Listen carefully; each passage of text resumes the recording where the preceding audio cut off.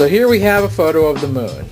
Now, I want to translate that here. So I've already done some outlining with the black. Notice I've left the area around the piece white. That's for the halo. I've taken my Prisma markers in gray.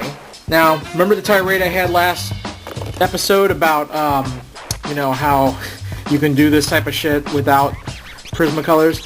There are grays you can get for the Sharpie and for the Bic Market, and they have a couple shades. And then also a technique you can do is you can actually shade in with a colored pencil to get effects too underneath your you go over it with your marker and it blends really beautifully. So if you're good with shading with the pencil, you don't need to do all this, but I do.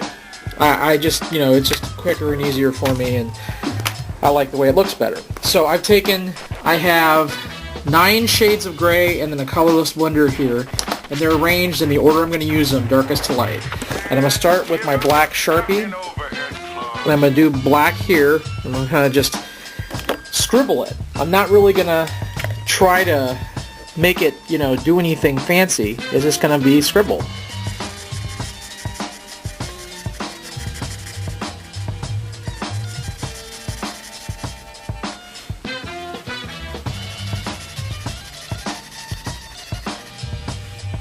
Okay, then I'm going to take the next color of Prisma. This is a 90% gray. I'm going to do the same thing, very small over the edge, just overlap just a little, overlap into it, but just barely going past what I just did.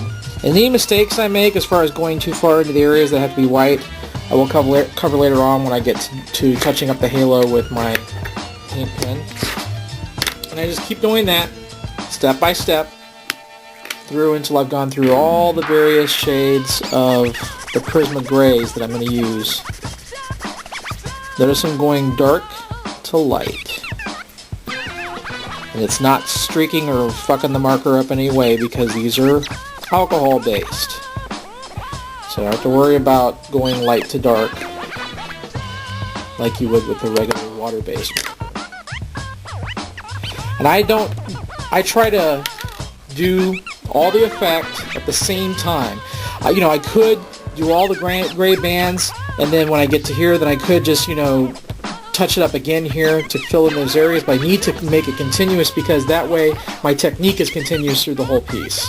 Now I've done my shading to get this, band of gray. I haven't started adding texture yet. This is just to get the background, just the way it fades from, kind of gray to black. You see that? It's just mimicking that so that you have that fade in the background when we start laying other shades of gray on top of that to form the various craters and texture. Now, I talked before about repairing mistakes.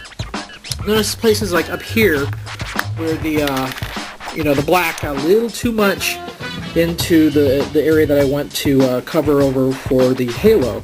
So I'm going to go back with my white Elmer's paint pen and just very lightly touch up those areas to thicken out the halo.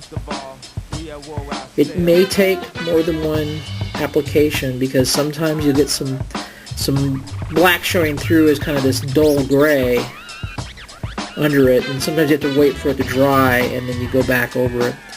But I can fix some of these areas that I want to touch the black over with.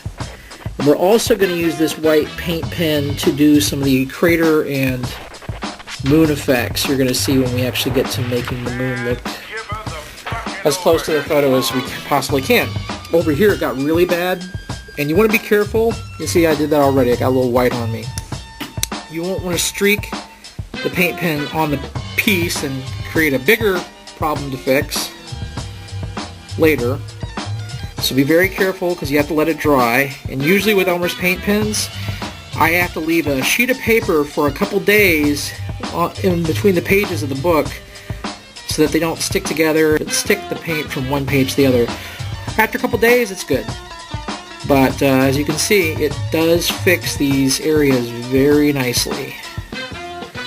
Sometimes you have to get it going a little bit.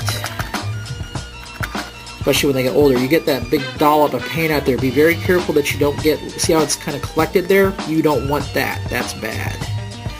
You want the nib to be as nice and fine as possible. Now I'm going to be able to cover up. See how nice and smooth that's going? It's making that halo look extra sharp. And just have a real light touch, no pressure at all.